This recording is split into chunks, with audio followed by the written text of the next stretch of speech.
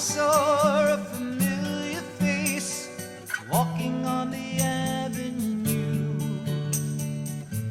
Both surprised by the way we looked. The years had changed us too. We smiled and both embraced like old friends often do. Hello again. Welcome to another episode of Gung Ho. It's November 15, 2023. I have a guest here, maybe even a co-host, Jim Henry. Been friends for a really long time. I put him in the class as true believers, people that speak out and they disregard the consequences. Anyhow, all our shows have been being posted on YouTube, so I want to tell you a little bit about myself, and I want Jim to tell you about himself. I'm a retired captain, United States Marine Corps. I was in Vietnam in '67 and '68. I was up north, just below the DMZ, almost the whole tour. I have many personal experiences, first-hand experience with bombardments of every nature you could think of. So I have sort of empathy about what is going on, for all the people under bombardment there, Israelis and the Palestinians, and it's a horror. It's a terror, and none of them will ever forget it. They will have nightmares for the rest of their lives. They'll become mentally ill. I know this firsthand, and I know many of my friends, same thing, the survivors, and that's what's happening right now. It's like a free fire zone. Kill everything. I don't get it. Tell them about yourself. Jim Henry. Well, I'm a longtime resident of Sag Harbor, attorney, economist. I teach at Yale in a program called Global Justice. And I'm an investigative journalist. I've traveled all over the planet, and in particular to the Middle East is one of the places I've gone quite a bit. Very interested in this current confrontation, but have a broader perspective than many people do on this subject, because I've also looked at the economics of these issues, and also, Chuck Schumer is a classmate of mine at Harvard Law School. He led the demonstrations in Washington this week. I know a lot of people who've been involved on both sides of this issue. And so, it's I think, a chance for those of us who've been around a long time to share some of our perspectives. I don't think there's a simple, black and white story here. Well, I know from my own experience, my ignorance about what is going on in the Middle East, the historical context, everything about it. I'm just trying to learn now. I want to go back to when the United Nations recognized Israel as a state. Why did that come about? Start from there. Well, that was in 1947 to 49. That was a period when the colonial powers of the preceding, centuries, like Britain, were losing control over their regions, and they were trying to get out of the business of running the empires. The Ottoman Empire had broken up after World War I. They had control over Palestine. As of 1917, if you go back before World War II, there were about 600,000 non-Jews living in Palestine, and about 65,000 Jews. And the basic momentum for the growth of Zionism was indeed anti-Semitism rising in Europe. So you had an enormous wave of desire to find a place, a homeland for Jews who were being persecuted in places like Russia and Poland. Oddly enough, you found the traditional elite in America of German Jews, basically in New York, quite opposed to Zionism, and they were concerned that it would create pressures on Jews in not living in Israel to to go. I mean, the German transfer agreement in 1933 between Hitler and the world Zionists provided for $100 million going to Palestine and 60,000 Jews from Germany. And the anti-Semites in Germany were quite happy to have Israel as a place to go at that point. But Israel wasn't established as a separate state with any kind of official recognition until 1947, 48. There was at that point, you had the UN basically ratify the existence with the Security Council voting 5-0 in favor of recognizing Israel as a homeland for I remember Palestinian- hearing for something about Jews. the Balfour Agreement. What was that? Balfour Agreement was in 1917. There was a British foreign minister named Balfour. And he, for a lot of reasons, basically decided to say that they would recognize the existence of a Jewish homeland insofar as it wasn't inconsistent with the non-Jewish population, civil rights and religious rights in Palestine. At that time, Palestine was a so-called mandate under British control. It had belonged to the Ottoman Empire, which had sided with Germany in World War I. Britain, the famous story of T.E. Lawrence, Lawrence of Arabia, got all the Arab rulers and mobilized the Arab population to attack the Ottoman Empire. And with their help, they defeated the Turks. Were they promised anything? They were promised in 1915 informally, because none of this was kind of, a very well or sort of documented or written down. But there were letters that went back between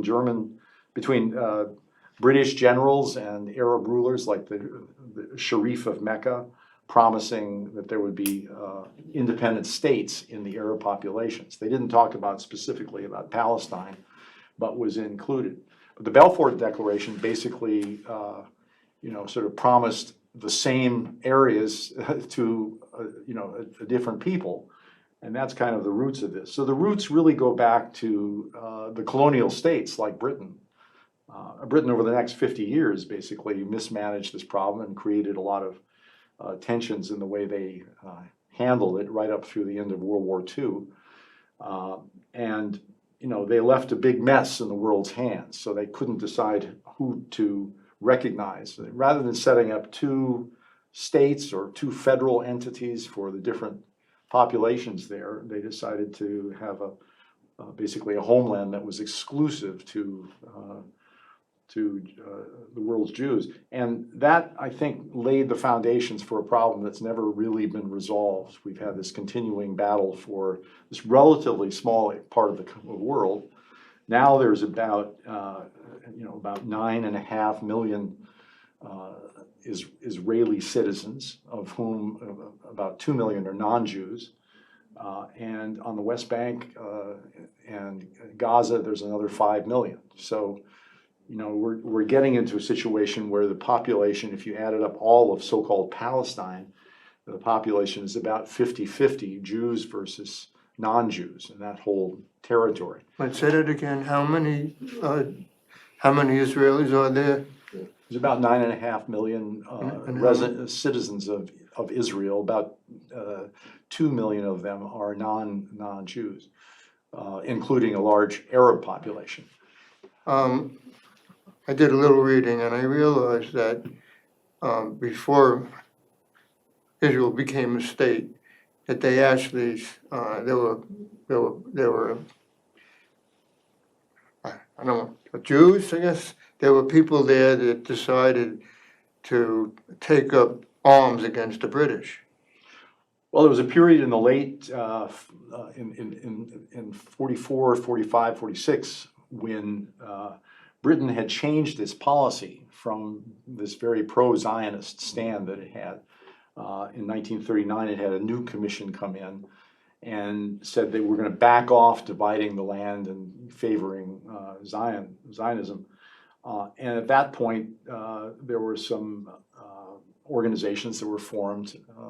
Basically, you could call them freedom fighters, you can call them terrorists in today's terms, but they did things like blowing up the hotel in Jerusalem, killing 91 Brits, assassinating some of the officials that were in charge of the British dominion there.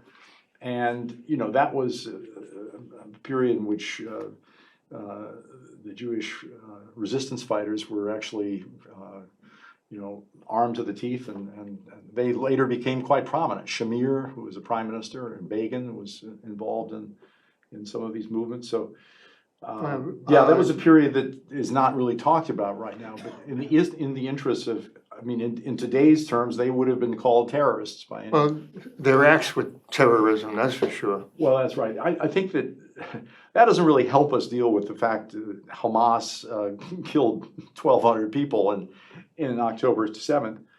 My perspective on that is that, this was one of the greatest intelligence failures that we've seen. It's at least equal to 9/11 in terms of, Israel sort of completely missing the boat about what's going on. And the reaction to that in Israel and in the United States as well, on the part of many supporters of Israel, has been very similar to the reaction that we had here after 9/11. Remember the period after September 11th, 2001, I think all of us, people who, like me, lost friends who were in the towers, were absolutely livid. I remember feeling a very visceral kind of desire for vengeance. And in October 2001, what did the United States do? They went into Afghanistan. Well, most Afghanis had nothing to do with Osama bin Laden, with Al Qaeda. We couldn't find him. He was running through the hills.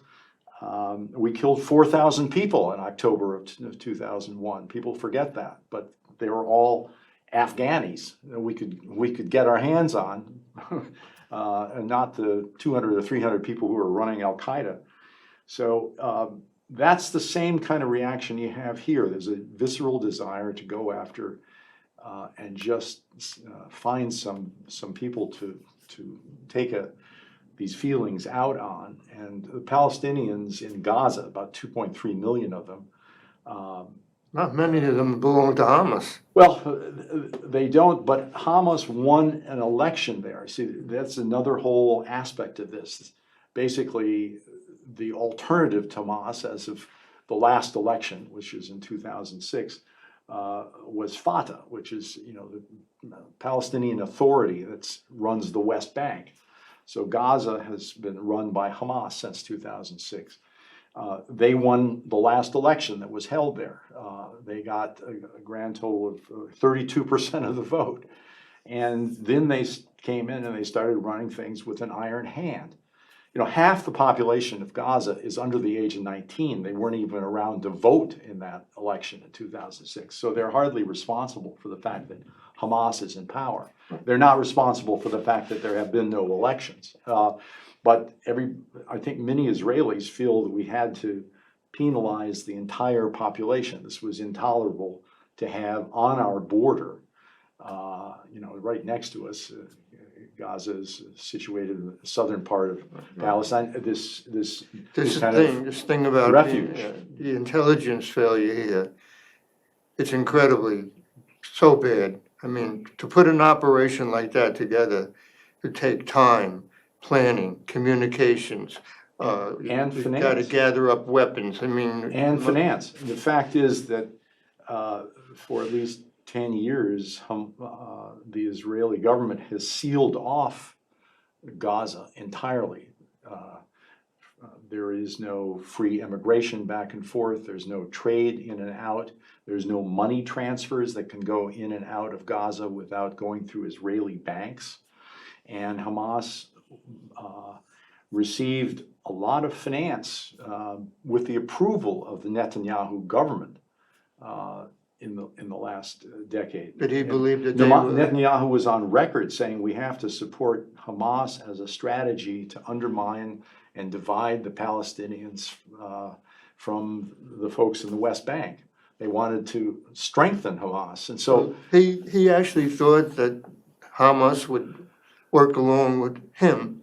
he thought that they were so preoccupied with running Gaza, with the administrative burden of that, that they could be trusted to, spend their time worrying about running hospitals. And that's probably true for many of the people in Hamas. It's a very broad they have a lot of people who just do politics, but the military wing of Hamas is very militant. Many of them have been in Israeli jails for decades. They spent a lot of time. They are hardened opponents of the whole idea of Israel. So this is the tragedy of this situation, is you have this relatively tiny group. I mean, maybe Hamas has 40,000, 20,000 to 40,000 fighters. We don't really know.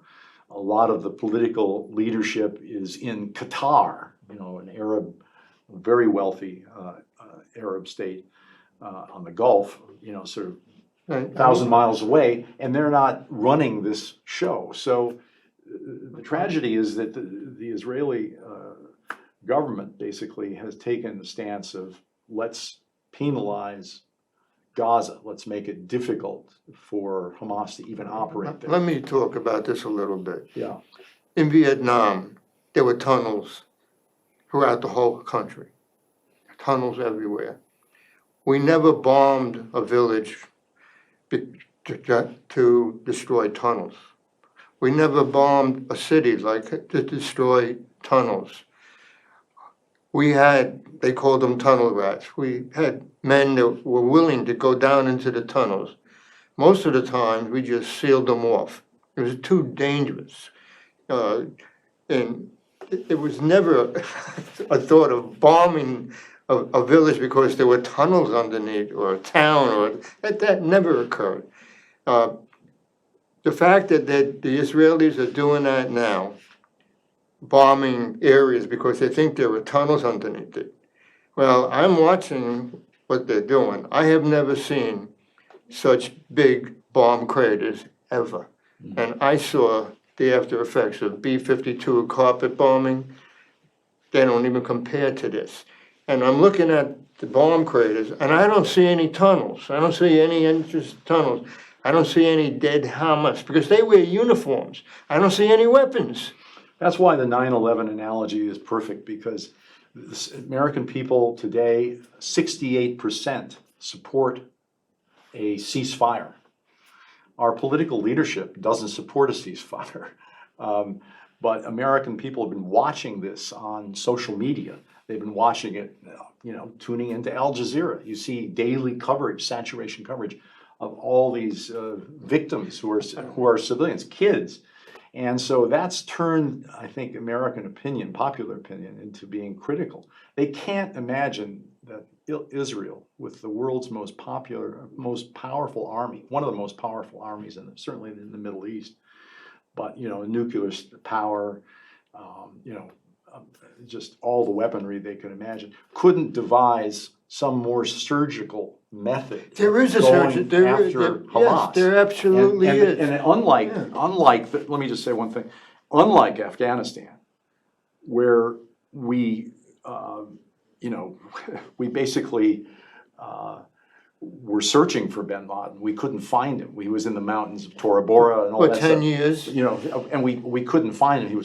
We know where Hamas is. They're in the tunnels, right? All right. So, Okay. the question is, why on earth are these bombings necessary? It's I don't understand it, because the only way you can get to Hamas in the tunnels is you got to go into the tunnels, or you got to go in far enough to seal them and blow them up.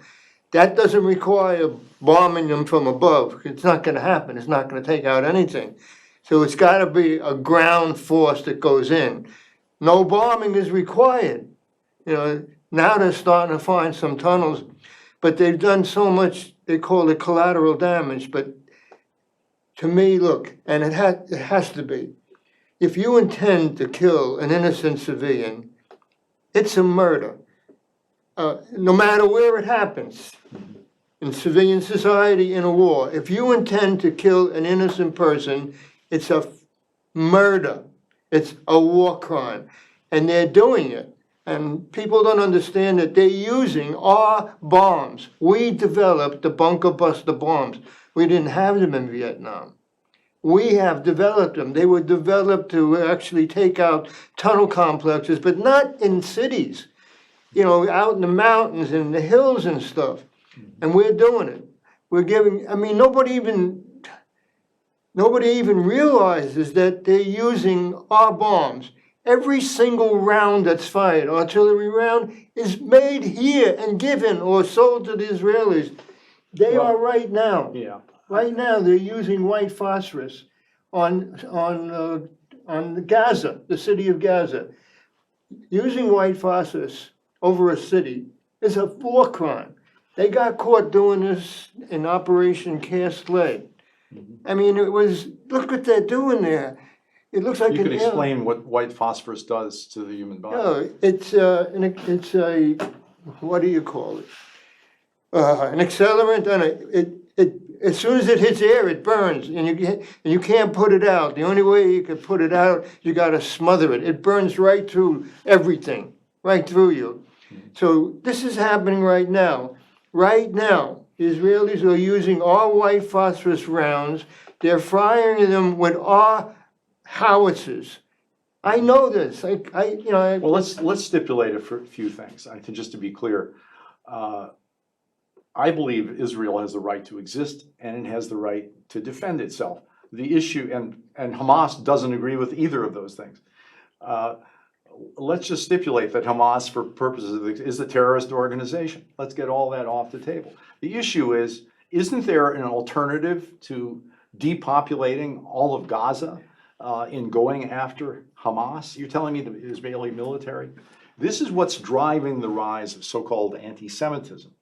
You know, I spent a lot of time in the 1980s in South Africa, and as a journalist.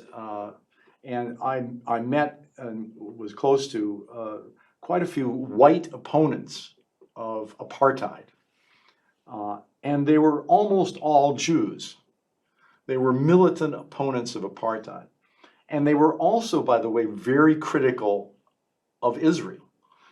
You know, so there's no necessary relationship between being Jewish and being a supporter of Zionism. It's actually this expropriation of the whole Jewish community by the state of Israel. It's as if we can't criticize the mayor of New York because he's black without saying, you know, you're racist. I mean, the Hamas, I call them militants, who committed those terror, like I said, killing those innocent civilians, that's murder. that's a war crime. Yeah, it's a war crime. You know, they should be held accountable. They probably never will. We have committed war crimes big time during the Second World War, during the Korean War, during the Vietnam War. We did it. We're the best at killing people, innocent people. And you know what some of the most militant Zionists are saying today is that the fact that we bombed Dresden or Hiroshima or killed all these civilians justifies what they're doing in Gaza. I mean, it's just unbelievable. Well, how can someone think that way? Because our military leaders knew they were committing war crimes. That's why we established war crimes as a category because of what was done to the Jews during World War II, because of what was done to all of these populations. And we made progress, I thought, toward having an international framework of human rights. I'm horrified. Yeah. I mean, I know what's going on. I know what a bombardment feels like. It's terror. It's horror.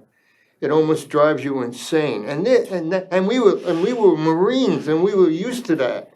You never get used to it. If you pay attention to what's going on in the West Bank with the settlers, there are now 750,000 Israelis who've moved illegally into the West Bank and occupied the territory. If you pay attention to a lot of the rhetoric that you'll see on the right-wing press in Israel, It's clear that there's a whole constituency in Israel to clear the Palestinians out. They want them gone. You know, That sounds like Hamas. This is, well, it does. This is like a perfect excuse, you know, for the depopulation, Well, I for think- forcing them into Egypt or I wherever. think we keep saying Hamas, or people say Hamas wants to, get rid of all the Israelis, and these extremists want to get rid of all the Palestinians. Those positions are ridiculous. That's stupid. I mean, that's never gonna happen. Well, I think that the idea of Hamas getting rid of Israel is ridiculous. But there is such, they've had such devastation in Gaza. The Biden administration has, kind of sanctioned it in a way. I really am concerned that I don't know how we put Humpty Dumpty back together again and have When is it gonna the come so-called out? two-state When solution. is someone gonna say to Biden, oh, by the way, didn't we provide the Israelis with the bunker buster bombs? Nobody, I mean. Well, they're providing a lot of weapons. I mean, Yes. unlimited, kind of, we have aircraft carriers standing by. I mean, Biden has really taken a hit from this, We've got about 5 seconds. Okay, We'll well, be back. we'll have to come back and talk about the political implications of this Okay, for the thanks next again. election. Thanks. All right. Want to talk with Neil for a second? Because I'm gonna have, Yeah, sure. let's go.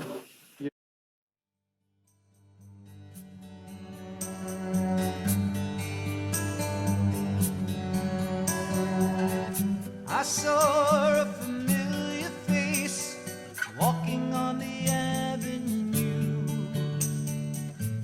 Both surprised by the way we looked. The years had changed us too. We smiled.